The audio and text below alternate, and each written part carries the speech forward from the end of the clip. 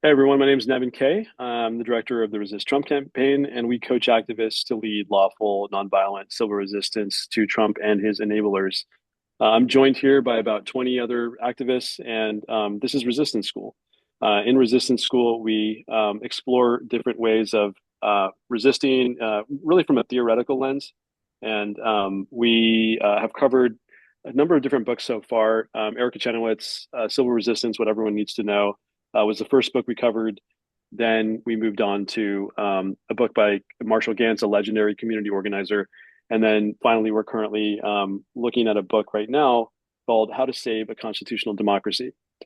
It's been a pretty interesting experience so far to have this reading group, and welcome to today's discussion. In terms of the roadmap for the group, we are currently in the first chapter, Liberal Constitutional Democracy and Its Alternatives. And we have covered, as you can see in the slides, which are available on most of our event platforms currently, how to kind of catch up with the reading where we've been. So what we typically do at the start of a call, which I'm about to do, is first of all, review kind of the next section's title, which is liberal constitutional democracy receding? And in the most recent, at the end of our most recent call, in breakout rooms, the discussion led to some comments afterwards that you can see on the slide. And now we are about to go into some of the author's perspectives around country level trends, attitudes towards democracy, and is democratic decline new? So I want to invite Anne to kick us off with the reading on some of the author's perspectives. Anne, are you up for that right now? Yes. Okay. Let me find the right place in the reading. I think, what was it again? As it receding. Yes. I think it would start under country level trends. Hmm. Country level trends. Is democracy in decline around the world today? Much depends on what is meant by democratic decline. What political scientists call the third wave of democracy emerged in 1975 with the end of dictatorships in Southern Europe. Since then, there have consistently been more countries classified as democracies than as dictatorships or as belonging to the intermediate category of hybrid regimes. The number of democracies continued to expand throughout the 1980s and increased after the end of the Cold War. But in the first decade of the 21st century, the number of countries classified as democracies began to decline. While their number still exceeds the number of non-democratic regimes in most indicators, the trend seems to be in the wrong direction.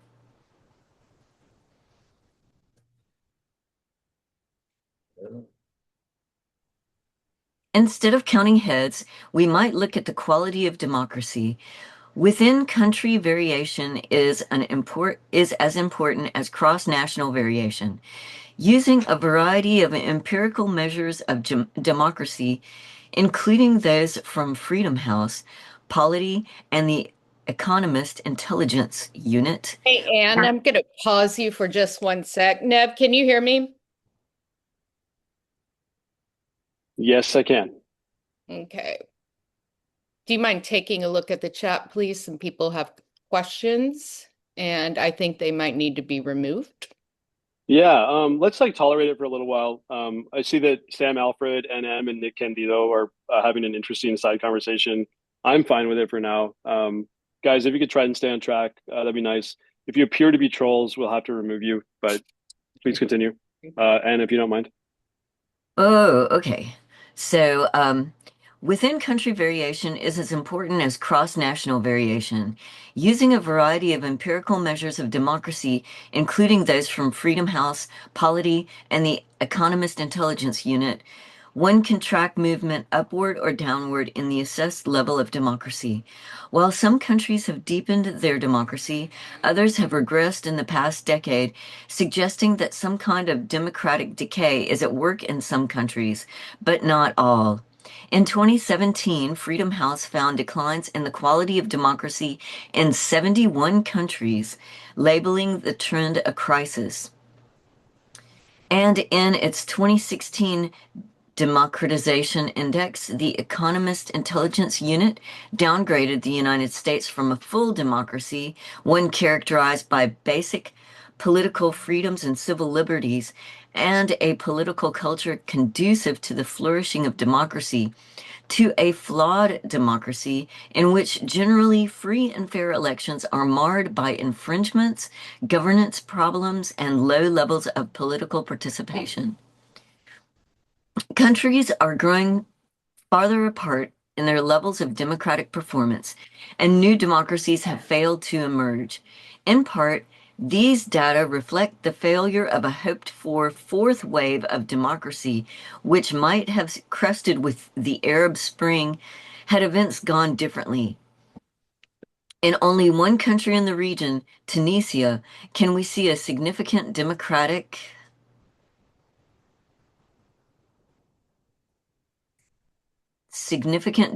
advance. High levels of social mobilization elsewhere in the region did not produce reform, and this matters in any assessment of democracy's status today. It demonstrates the resilience of the authoritarian form of government, unfortunately, manifested in local security forces' willingness to repress and international actors' unwillingness to withdraw support for repressive regimes. Similarly, in the late 1990s in China, the process of economic liberalization seemed to be generating a measure of political reform, such that newly appointed Prime Minister Zhu Rongji could pronounce in 1998 that, of course, I am in favor of democratic elections. 20 years later, any optimism for democracy seems far-fetched in light of Xi Jinping's aggressive crackdowns on lawyers and intellectuals, his elimination of constitutional term limits, the country's close scrutiny of social media, and its increasingly heavy-handed approach to protest, dissent, and the severe management of even limited elections in Hong Kong. This stalling of democratic progress and the entrenchment of violent authoritarian rule for another generation or two, as has happened across the Middle East, with the exception of Tunisia, must count as a defeat for democracy, not merely a matter of indifference. What of developments in so-called swing states? These are critical states that may have an immediate impact in their regions, producing demonstration effects and Wow, you're spillover. just killing it, and please continue if you don't mind. Thank you so much Yes, for reading so no, far. no problem. Okay. And spillovers in other democracies. Scholars have documented such diffusion of policy effects in many areas, from international trade policies to social welfare programs and the formal constitutional design. Like other policy choices, democracy spreads around the world in waves. As a theoretical matter, there is no reason to think that anti-democratic movements, policies, and strategies do not also spread across borders in like fashion. Indeed, far-right parties in Europe with anti-system views first emerged in France and then appeared across Europe in a process of cross-national diffusion. Okay, let me pause you there. Sorry about that. I just wanted to check in and let's see. I think we're being very mindful in the chat. I want to thank Nick for not putting any more disruptive comments in the chat. I think some of the stuff was a little bit off topic. Folks can try and stay on topic in the chat. That would be appreciated. I wasn't really able to track like the themes that were being discussed, and I want to invite AH to share kind of a summary of what we've just heard. AH, are you okay with doing so? Yeah, I don't think I've got a very good summary, but um, basically it's talking about um, the statistics that show that democratic entities have been declining in number and in quality. And the United States being one of the entities they pointed out that's really veering away from true democracy. So And then, which is that entity? Was it the US? I didn't actually catch it. yeah, United States, yes, Okay, got it. yeah. Um, and now they're starting to talk about um, how these movements seem to spread from country to country, whether it's um, an increase in democracy or a decrease in democracy. Mm, Both seem to move in the same way from one place to another. got it. Thank you. Huh. All right. I took those notes in our document, guys. Let's go back to where Anne left off. I think that was at the bottom of the left column, Anne. Let's see if someone else could read it. But first, let's go to Tati. Tati, did you have a comment or a question? You're on mute. Okay. Would anyone else like to read, starting with consider the recent experiences? A volunteer would be much appreciated. If you could I raise would your be hand. happy to. Oh, Cool. Yeah, DT, go for it. all right. Consider the recent experiences of three regional flag bearers for democracy: Turkey for the Middle East, India for South Asia, and the Philippines for Southeast Asia. In each case, there is evidence of decline in the quality of democracy. Even if this is a return to historical standard of competitive authoritarianism, as is arguably the case for Turkey, these developments may have spillover effects because of the influence and exemplary effect of those nations. Turkey has experienced intermittent military rule since the mid-20th century. Both its 1961 liberal democratic constitution and its 1982 constitution were chosen by bodies selected by the military, which saw its veto power entrenched over many important domains of national policy, starting in 1987. Turkey nevertheless experienced free and fair elections alongside persisting military constraints on civilian rule. In 2002, the Justice and Development Party, AKP, came to office and initially pursued a reformist and liberalizing agenda consistent with the goal of eventual accession to the European Union. Starting in 2010 or 2011, commentators observed an increasing reliance on authoritarian practices by the AKP and reduced democratic space for its opponents. This included increasing restrictions on liberal rights of speech on the part of the media and on rights of association on the part of political opponents of the AKP or the Turkish state. Critics were targeted for arrest or harassment. The bureaucratic rule of law, another leg of democracy's institutional tripod, has since 2014 come under strain, with accumulating evidence of electoral abuses and manipulation.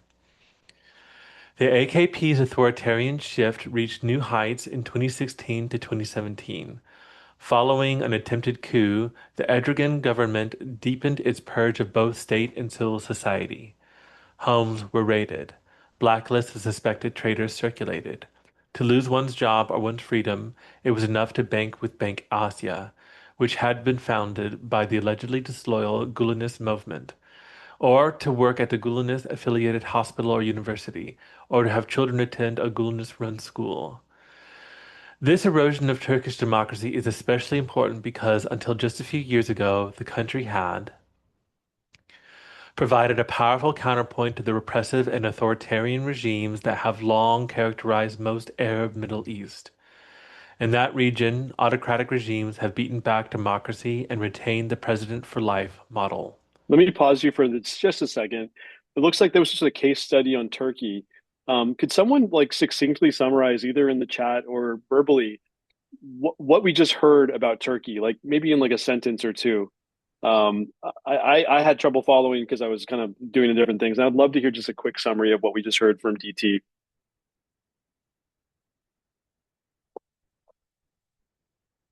Okay, so Sam says they're slowly becoming an authoritarian nation. Perfect, perfect, perfect. I think that's the summary. I see some thumbs up. Okay, great. Thanks for that, Sam. Um, DT, would you like to pick up with the sentence you left off on, or the next one? Sure. The vector of democratic quality in India has changed in a different, more subtle way. Although it has held generally free and fair elections since independence in 1947, India cannot claim to have been persistently democratic either across space or time. Only some Indian states have been able to supply the rule of law and liberal rights necessary for effective democracy. Furthermore, national level democracy has suffered tragic lapses. The 1950 Constitution gave the Prime Minister broad decree authority for the purpose of removing any difficulties. When in 1975, Prime Minister Indira Gandhi faced a serious judicial challenge to the bona fides of her election, she declared a state of emergency. In the following 2 years of emergency rule, 111,000 people were detained, generally without the ability to challenge the detention's legality in court. Although Indian democracy recovered from emergency rule, its imposition remains good evidence of that democracy's fragility. The most Oh, recent great, retreat. great. Sorry. I'm going to see if they're moving. Oh no, they're still sticking with India. Sorry to interrupt you, DT. Please feel free to continue. All right. The most recent retreat from democratic norms is not as stark as Mrs. Gandhi's recession. It arises against the context of high electoral participation rates and sharp contestation, particularly in sub-national elections, that make India more democratic now than it was in 1947. The downswing is associated with the rise of the political foe of Gandhi's Congress Party, the Bharatiya Janata Party, BJP, which has held the Prime Minister's office since 2014. Under the BJP, press freedoms have narrowed as a result of censorship, attacks on journalists, and prosecutions of sedition. Of equal import, the core of BJP support is supplied by a family of extremist cultural and social organizations that are seen by many as having an anti-system orientation, and that they deny the legitimacy of secular and Muslim claims to participation within the Indian polity. This electoral base has caused some commentators to worry that the BJP may be running with the hares and hunting with the hounds, inclined to go along with the electoral democracy as long as it brings votes and power. This concern was stoked by Prime Minister Narendra Modi's early decision, since reversed, to mandate the use of Hindi for all official documents, a bold and exclusionary move in multilingual India, and his seeming tolerance of communal violence related to Hindu opposition to the cultivation and slaughter of cows. These concerns were amplified by June 2017 decision to target for a police scrutiny India's main investigative news entity, in what is understood in India to be retaliation for adverse coverage of Modi. In India, if India does not present the full array of democratic backsliding manifested by Turkey, there are nonetheless enough worrying parallels between the early moves of the AKP and the current approach of the BJP to provoke concern that Modi is following the path taken by Erdogan. A marked decline in the quality of Indian democracy, like recent events in Turkey, would likely have a large demonstration effect beyond its borders. India's immediate neighbors, Pakistan, Bangladesh, Nepal, and Sri Lanka, have all struggled to either install or maintain liberal constitutional democracy with varying degrees of success. To the extent that advocates for democracy in those countries draw inspiration from India, an abrupt shift in the regional giant would erode the strength of these neighboring democracies. The Philippines, too, was an early leader Oh, and a sorry. part of. Hmm. So sorry to interrupt. Thanks for the read, DT. That was lovely. I really appreciate it. Could someone summarize the case study of India in a few sentences or one or two sentences, please? Either in the chat or off mute.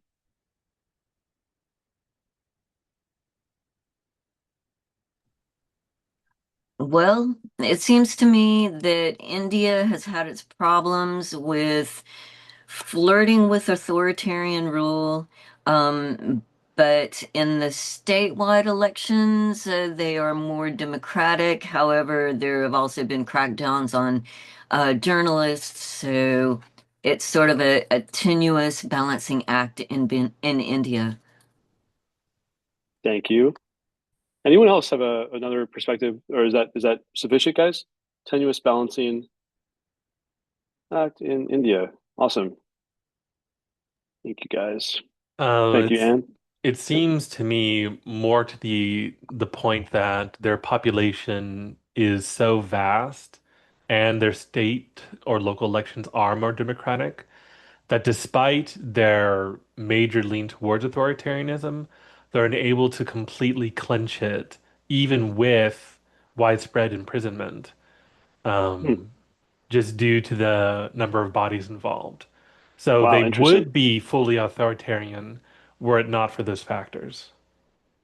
The population and the fact that locally it sounds like so it sounds like really at the national level authoritarianism has advanced, but not so much at the local level, and possibly also because of the vast population. Is that how you read it, DT?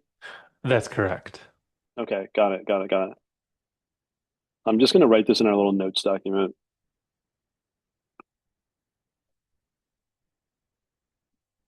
Okay, can we get another reader to talk about the Philippines case study, please? Nick, do you want to read?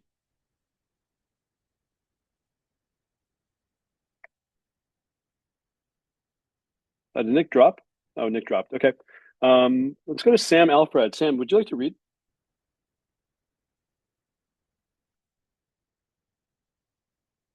Oh, Sam doesn't have a mic. Okay, let's go to anybody else want to read? Lily, would you like to read?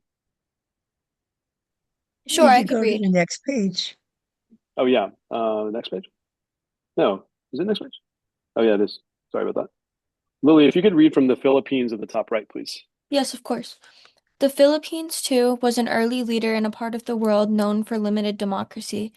Elections were held regularly from independence in 1946 through the Ferdinand Marcos Declaration of Martial Law in 1972. Though he was elected, Marcos presided over a period of repression characterized by electoral fraud, corruption, and political violence, including the murder of his political opponent, Benigno Aquino Jr. in 1983. In 1986, however, the People Power Revolution swept Marcos from office and led to the restoration of democracy under the leadership of Aquino's wife, Corazon. Since there are none Since then, democratic institutions have held in the country, despite numerous failed coup attempts, an impeachment crisis that required the armed forces to withdraw their support from President Joseph Estrada in 2001, and a failed proposal by President Gloria Macapagal Arroyo to extend her term in office. In short, democracy in the Philippines has held on despite difficult circumstances. Yet all is not well. The recent challenge comes not from of military rule, but from a populist president, Rodrigo Duterte, who has endorsed and allegedly participated in extrajudicial killings. The number of extrajudicial deaths that have occurred under Duterte as of mid-2017 already exceeds by a good margin the number killed during the entire period of military rule in Chile. The extension of the practice from reputed drug dealers to political enemies may have already begun. In 2017, the president issued veiled threats to stop enforcing judicial orders and overt threats to abolish the Human Rights Commission. He jailed a political opponent, Senator Leila de Lima, on drug charges. In late 2017, the country continued to be plagued by election violence and the killing of journalists for whom it has been declared to be one of the deadliest countries in the world. A 2009 massacre in Mindanao that has been called the single deadliest event for journalists in history remains uninvestigated. Courts have done little to apportion guilt or prevent new killings. During the Cold War, the Philippines was held out as one of the few electoral democracies in Asia, and in its 1986 revolution was a central event in the third wave. Yet the quality of its democracy has now been surpassed by neighbors such as South Korea and Taiwan. While constitutional institutions have resisted frontal challenges in the form of coups and incumbent takeovers by elected leaders, the stagnation and decline of Philippine democracy is apparent. Thank you for the read, Lily Alban. Appreciate that. All right. Can someone summarize the Philippines case study, please, either verbally or in the chat? I would appreciate it.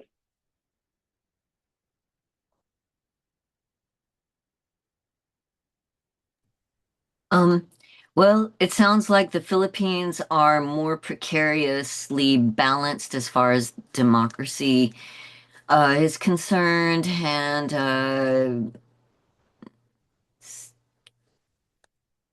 that's basically it, I suppose. Got it.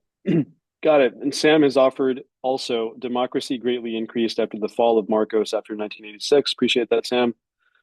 I will say that the people power revolution comes up a lot in some of the work that we do as like a like as a model for nonviolent civil resistance. So if you guys want to learn more about that, that might be interesting to you. Okay, so I think we finished this section, and I think we're going to go into breakout rooms shortly. I just wanted to kind of reiterate what happened in this section and kind of reshare it out. So, we're looking at country level trends around the question of is liberal constitutional democracy receding? And overall, we heard that democratic entities have been declining in number and quality. And then movements, I guess anti-democratic movements or maybe pro-democratic movements tend to spread country to country. In Turkey, they seem to be slowly becoming authoritarian. India has had some problems flirting with authoritarian rule, but it doesn't necessarily happen at all levels of the country. And then in the Philippines, it appears to be precariously balanced in that democracy returned after the fall of Marcos after 1986. So I wanted to put you guys into breakout rooms with the following question. Let me think of a good question. I think the best question, right, is like, how does the United States current situation compare to the case studies of other countries like Turkey, India, and the Philippines? Question mark. And you can consider this question as you go into your breakout rooms. We'll put you in there for 10 minutes. I just put the question in the chat, and that should carry over to the breakout room. I'm not going to put everyone in the breakout room. I will probably put Britt. I'm going to keep you in the main room so we can chat. I'll put Anne and I'll put Audrey in a room together as you guys are both campaign volunteers, if that's okay. And I'll put AH and DT in another room, and then everyone else I'll just put into either of those two rooms. AH and DT, if you guys wouldn't mind working, as volunteering in this brief moment to just kind of keep the conversation on track, and AM, if you could do the same too. Does that sound okay, guys? Okay, cool. Yeah. Sure. Thank you, guys. Certainly. All right, gotta go to the breakout rooms. I'll create. Let's see. I'll assign automatically. Yeah, two breakout rooms should be good. Yeah, two should be good. And Britt, if you could just not choose to enter the breakout room and stay in the main room so we can catch up, I would be grateful. I will auto close the rooms after. Thank you. I'll auto close the rooms after 10 minutes, and then you'll have a 60-second countdown, guys. So just think about the next 10 minutes as like, just opportunity to like answer the question that was just posed, but also just get to know each other just a little bit. Cool. So here you go. Thanks. So here you go. The rooms are open. You should be having an option to move into the rooms.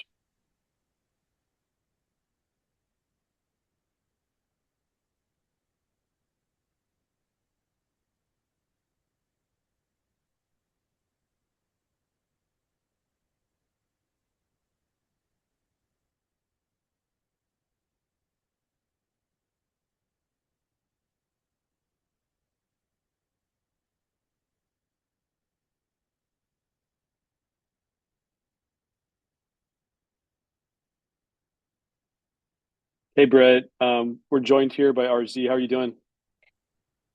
Oh, me? Good. Good. Thanks. Good. Hey, RZ, it's good to see you back. I know you RZ can't. Yeah, I know you're. Yeah, okay. Yeah, RZ. No, RZ joined the room that they were assigned to. It looks like everyone's in the rooms. How you doing? Were you like on overdrive, like on Twitter? Like, who is this Nick Candido guy? Who is this character? Who is that guy? Dude, it's the name of a baby that a cop like let go because the baby was driving a plastic toy car down the road. The cop Yeah. pulled the baby over and then let the baby off with a cuteness warning. I don't know. It made nationwide headlines like const for a week. Anyway, Oh. dude. And we managed that. We managed okay. I think we did get trolls, but having like, because like it, What it do makes you it. mean you think?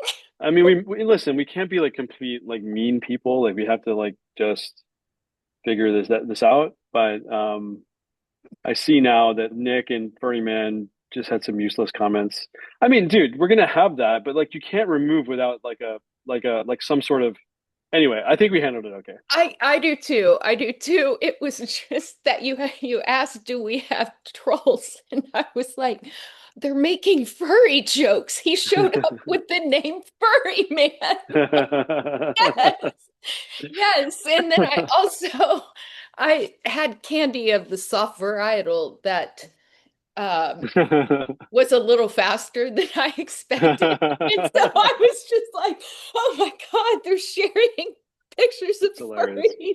Like, yeah, no, I have no idea what's going on though, like Yeah, yeah, on here. yeah, yeah. I, It's good. It's good, I forgot Anne was reading. dude. I'm like. There's so many things going on. I'm like not even tracking the conversation. I know. I don't We know. had I to like. do. It was sort of kind of exciting, like dealing with those little interlopers. Yeah, it was about to be a battle of the wills between the two of us. Yeah, yeah. No, make them leave. Do you like how I asked Nick to read and then he just bounced? Yes, That was like my plan. yes, yes. Thankfully, he kept saying his mic was broken, and then Yeah, he didn't have a mic. And yeah, and then wanting his other person to join the call. Was that also him? yeah. That was Nick. Yeah, it was obviously he's trying to get one of his like patrols in there, right? I mean, that was Yeah. obvious. Yeah. This isn't, we handled that well, but this isn't our best work. I don't know that we should No, post this. I might have. I might. No, I think it's fine. I think it's completely fine. I No, think I it'll just, attract more trolls, but also more people, and it'll create some buzz. I think it's completely fine. oh, I didn't mean that aspect. I just meant like the reading that, well, neither one of us really followed No, a whole lot. Anne was good. Yeah, Anne Alex was was fine. great. Anne did a Yeah. lot of heavy lifting tonight. I completely forgot she was reading, like, because I was too busy chatting with you. And I was like, wait, oh, Dude, I'm so glad you're here. Otherwise, it would have been chaos. It would have been just absolute chaos. it's going to get worse too. And I know it's gonna be consistent. We're gonna consistently have a chaotic start to these Oh things my because we God. I yeah look, I got it. I look high. Okay. Um, yeah, you look no, fine. we, no, no. No, okay, no, okay. I mean, I don't know.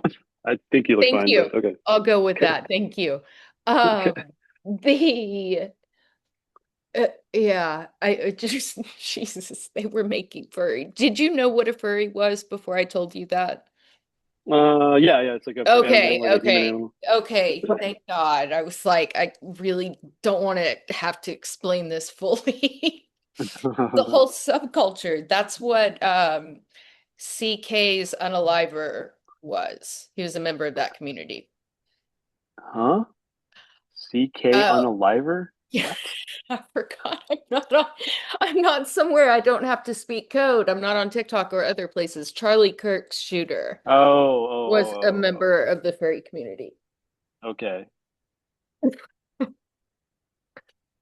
Are they Yeah. gonna put all the furries in concentration camps then?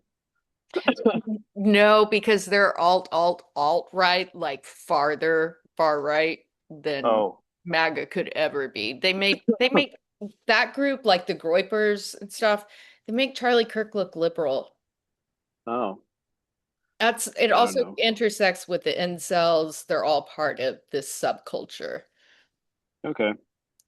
Okay, wait, have I never talked to you about like the research I've done on trolls? Okay, Um, hmm. I'll put it very briefly. You know how I got obsessed with the motivations behind boycotts for a hot minute? Yeah. Okay, now imagine that amplified by, 50 at least, and lasts for 2 years. I that was a very long hyperfixation, and I can tell when they're getting one what when they're planning something, when there is coordination there Yeah. and their behavior. But it was more the the dark triad. That's what it is. If I ever get funding for research, I would do a story on the effects of the dark triad or the intersection of something on the dark triad and social media trolls and single purpose Okay. hate accounts. I need to Nice. stop talking. I am. You're fine, dude. You're fine. Don't worry.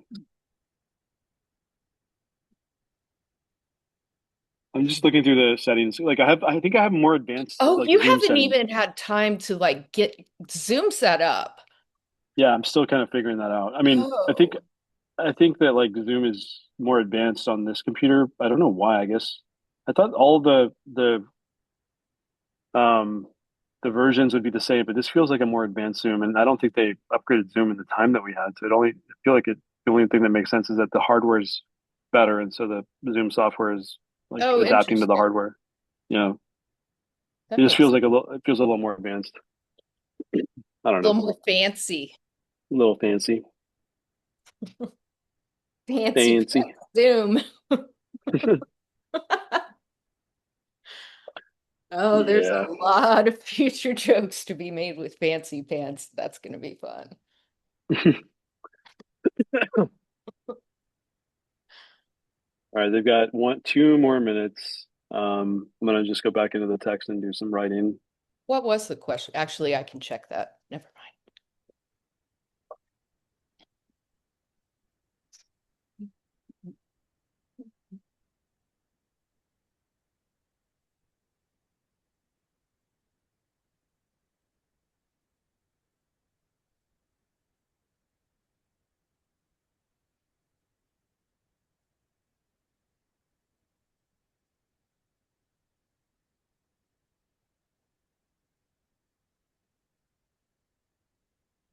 And my dogs want bacon.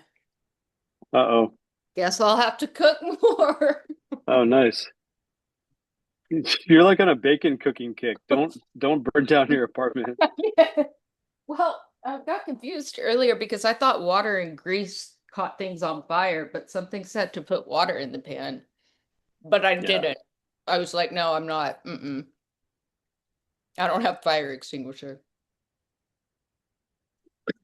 I've only cooked bacon. That's my third time in my life, by the way. So fourth, fourth. Hmm. Oh man. Man, oh man, oh man. That was exciting. That was kind of fun.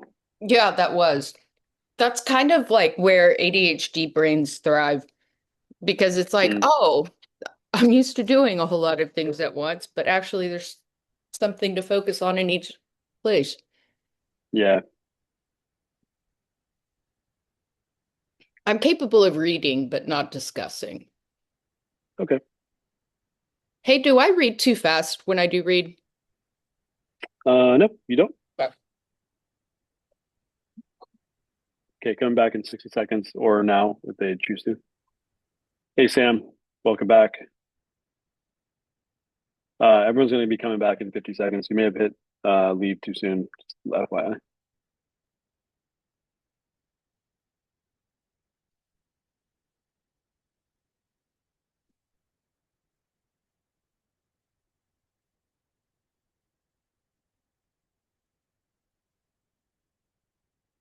What if Britt? What if Sam was Elon? What if Sam was actually Elon? that would be pretty insane. I was part of I went to the Crew 9 launch in 2022. It was pretty badass. Sam, are you an alt? Are you actually Elon? It is. It totally is. It totally is Elon. I know. I mean, that color of car is definitely he's using a picture from like junior high. Child. It's so fitting. Welcome back, y'all. Welcome back. Welcome back. All right, I'm gonna throw up the share and invite. Let's see, Anne, could you summarize the conversation from your room, and then we'll go to maybe invite if you'd like others to share as well if you'd like. Alrighty. Well, from our discussion, we sort of talked about uh, Turkey being the United States being more like Turkey right now, Mm, and that there is no real answer, and that things have happened due to hate through history, um, because of well, I mean, like we were talking about McCarthyism, we were just getting into a really good discussion about that when the breakout room was ended.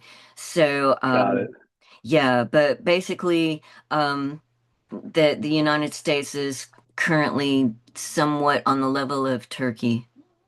Got it. Got it. Thank you. Anyone else from Anne's room want to add to that, or does that capture the conversation? Feel free to drop it in the chat if you'd like. Any other I think thoughts that or pretty come much off mute? covered what we talked about, definitely. Got it. Yeah. Got it. Okay. Thanks, Am. And then let's go over to DT or DT's room. Does anyone want to kind of summarize the conversation there?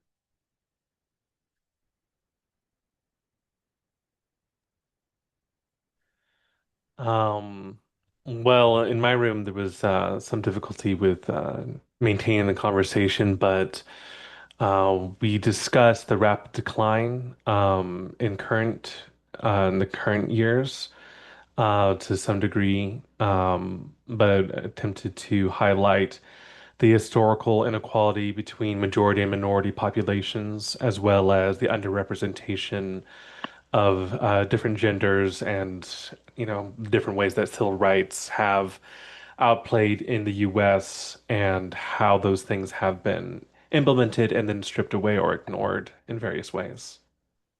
Thank you, DT. Appreciate that. All right.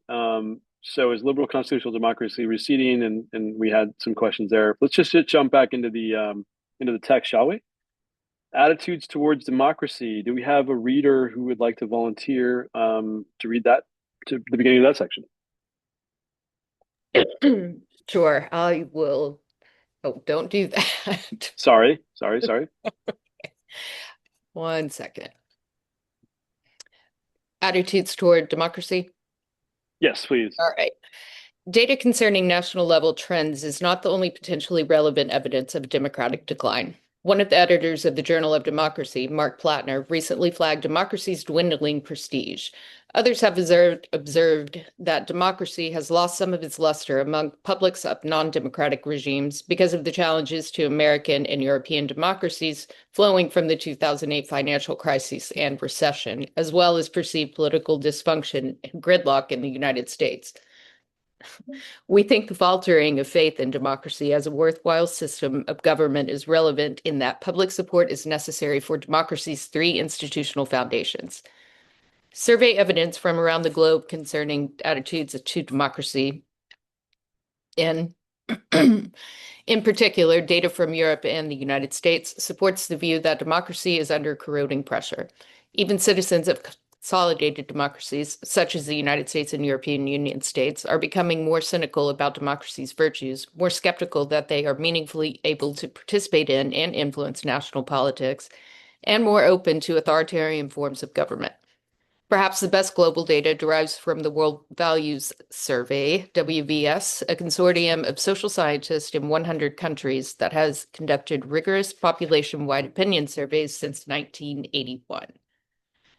Let's start with the United States. Over the past 3 decades, the proportion of US citizens who believe it could be a good or very good thing for the army to rule has soared from 1 in 16 to 1 in 6. Among the cohort of rich young Americans, moreover, the proportion of those who look favorably on military rule is more than 1 in 4. The WVS instrument also asks about a strong leader who does not bother with elections. In the 2011 survey, 35% of Americans thought that this was a very good or fairly good idea, and nearly half of Americans also think it would be fairly good or very good for technocrats to make decisions. This contrasts with the 1995 to 1997 wave, when just over 1/5 of Americans approved of a strong leader. The same pattern The same pattern of increasing tolerance of and even approval of autocratic forms of government can be identified in the same periods in countries ranging from Taiwan, South Korea, and South Africa to Russia, Turkey, and Ukraine. Let me pause you for a second. Thank you. Could someone summarize the perspective of the authors so far for me, so that I can add those to the notes, just around the question of what so what have we learned about attitudes towards democracy so far? That they are in great decline, and more Americans are leaning towards authoritarian figures and even technocracy and away from democracy. And it was happening globally at that time, or Great. What is Rich tech? people. in parallel, rather. Rich people are the ones that want military rule. That to me is just unfathomable. I I can't don't, believe it. I think it's more of a MAGA Republican mindset, personally. That's how I see it, is the decline in support for democracy and authoritarianism, and the subset of people who are very susceptible to that line of thinking. I don't know. I'm going to stop myself. If I Where does it may. say rich people? Yeah, sorry. Where does it say rich people, Anne? It said that among Oh, rich young Americans yeah, among the yes, rich okay, young Americans, the proportion of interesting. those who look favorably upon military rule is more than 1 in 4. Wow. I You missed that, know? Anne. I'm so sorry. I missed that entirely. Well, I'm boots on the ground, poor, and I'm telling you, I'm struggling so bad. And for me to have read that just, I mean, it hit me because this whole regime has just totally Yeah. made it very difficult for me to make ends meet on a very basic level. And this past week has been very terrible. I work in the service industry, and I'm worried about where I'm getting my next um, bunch of groceries from. That's how bad it is. Not even thinking about paying bills. Yeah. I'm talking groceries. It's pretty fucked up. But whoops, sorry. Yeah, it's okay. So that's why that jumped out at me. I just can't believe it. Why would, oh, because rich people just want to get richer. It's because of all the reality TV shows and TV. Oh my God. Oh God, don't get me started. Somebody else talk. Thanks, Anne. Okay, cool. Cool read and summary. Let's jump into the reading some more. Sorry, DT, did you have something you wanted to say? Yeah, if I may, just real quickly, I think rather than it just being rich and poor, it's the greater and greater decline of empathy among all peoples, and the frustration that any population or group has with the seeming immobility of their preferred outcome coming to pass in any meaningful way in the democracy. So the greater number of people you have, the greater number of voices you have. And that means the system runs more slowly as voices are paid respect to, which Yeah. means frustration rises because you require patience and great degree of knowledge and skill in political science and diplomacy in order to come to compromise to make things better over time, right? But what happens when Well, you lose right in a patience? sense. I mean, right in a sense. I mean, I'm stepping out of my facilitator role and just like engaging with you as a peer in this space. Um, I mean, I challenge your claim that it sounds like you were saying it always moves slower. I think initially, personally, and like a strong executive would make a faster decision than like a robust deliberative democracy. But I feel like over time, a deliberative democracy um, could kind of flex the muscle enough to get faster and better. Do you not agree with that? I believe that is possible, assuming that the population that supports it remains involved during the process. Yeah, yeah, Otherwise, disinterest will give rise to apathy, and which apathy is hand in hand with a death of empathy and then frustration, which leads to the desire for the dictator. And is this like, is this just to be clear, is this you commenting on this from other experiences, or was this in the reading that we just read about empathy, or is this just your comment about it? I was responding to the comment about the rich young Americans, Yeah. as well as the increase in the favorability for technocrats and authoritarian rule or Mm, military rule, mm, because the increasing amount of favorability has to have its bed in some kind of emotion that is common to man, regardless of what your political party or orientation or belief system or religion would be. So what's common to all men, right? What's common to all of us? We mean, what we like, what we dislike, what we have apathy or empathy for, and how mm, those things give rise to resentment. And action from resentment is very easy to get people to support things that are not good for them because it seems mm, like they'll get what they want in the end. mm. Interesting.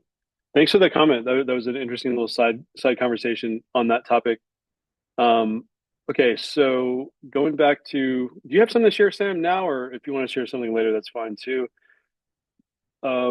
Where were we? Where were we, guys? Does anyone, was it here? It was here. We hadn't mentioned Yeah, Ukraine yet, that's Okay. where it was. so it Sorry, was what? No, before. it was Okay.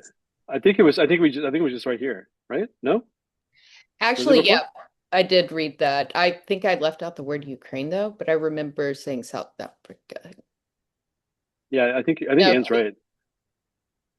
yeah. Oh, no, because we read about Americans. Yeah, so then we read to the end of this paragraph, and then I think we start here, right?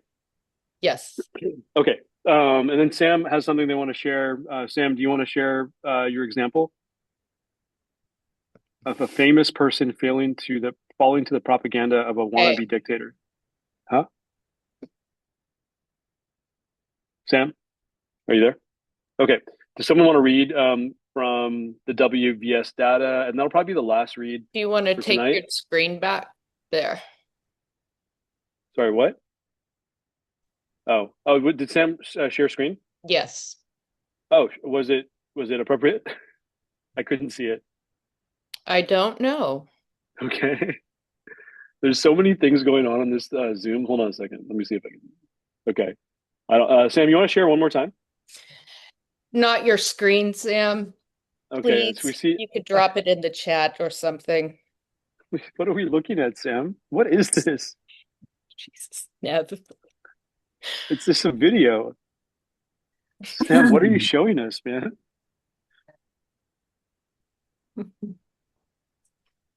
It's a song. Okay, Sam, we're gonna have to skip out. All right. So Sam's doing some stuff on his screen. Um, let me see how much is left in this read. One second. Yeah, I think we can finish it. Okay. Who wants to pick up from the WVS data and take us home? I'll do it. Okay. Okay. Um, the WVS data suggests a difference between age cohorts. In the 2011 survey, almost four-fifths of Americans thought democratic governance was fairly good or very good for the country. That figure dropped to 72%, however, for those under 30. Indoctrination. Okay. In addition, Americans are less intense in their attachment to democracy in the abstract than citizens of other countries. Only 37.8%, 26.8% for those aged 30 and under, rated democratic governance as very good. This was a drop from findings of 43.2% in 2006 and 50.5% in 1999. By the way of comparison, the comparable figure in Germany was 64.8%. In response to the question of how important it is to live in a democratic country, 46.5% of Americans now assert that it is absolutely so, but that number drops to 29.2% for those under 30. God. Finally, Americans' belief in the legitimacy of democratic outputs, measured in terms of both satisfaction and perceptions of corruption, have eroded dramatically over the past decade. Not all scholars are convinced that these data points provide cause for concern. Pippa Norris finds the decay in democratic affinities to be limited to a class of Anglophonic countries, but absent in Spain, Norway, the Netherlands, Chile, Germany, Hungary, and France. She further observes that the cohort effect identified in the 2010-2014 WVS survey data also appears in the 1991 and 1995 data. The young, that is, have consistently become more skeptical or perhaps more demanding of democracy. In a similar vein, Eric Voeten finds no evidence that democracy is declining in popularity in comparison to autocratic or hybrid regimes. Both Norris and Voeten also exploit voting and survey data from the United States beyond the WVS to suggest that, in practice, rather than younger citizens are more cynical about democratic institutions, as an age cycle theory of democratic attitudes might suggest. The evidence of diminishing psychological affinity for democracy in some must be understood in context. Such evidence may be more important in countries like Turkey, where the threat to democracy emerges from elected incumbents, than in countries like Egypt, where the threat materializes from non-elected actors such as the military. It is hence not a measure of the whole bundle of current pressures on democratic practice. Perhaps the best way to summarize the evidence is to say that in certain national contexts, the stability of the democratic system rests on an increasingly fragile basis of popular support. Depending on the measure of democracy one uses, this fragility can seem minor or severe. So, Sorry. Okay, that was a great read. Thank you so much, Anne. Guys, let's give Anne a hand. You can react in the chat, or sorry, in the chat or in the emoji section. That was awesome, Anne. Thank you. Could someone please summarize this section in like a sentence or two? I actually have trouble following because I'm doing so much stuff in the background. Could someone please summarize that? I'd be glad to. Thank you. They're quoting data from a survey company that's showing popular support by answering a question whether they think democracy is good for the country or not. Is popular support is declining, especially in those under 30. Significantly declined in the younger generation. And there are some other groups that think the wrong things are being measured, but in answering a very clear question, I don't see how that could be misleading. But and I found this one interesting because I've been concerned for quite a while that we are not doing what public education was funded to do, which is create knowledgeable citizens. Many people under 30 don't think democracy is worth a hoot. They don't know what it is. They don't know how it works. They don't know much of anything about how this country works and aren't being taught that in school or at home. So I think we're all at fault for this happening because we're not making sure the school boards are seeing that the right things are being taught. And we're evidently not doing enough teaching of it at home either.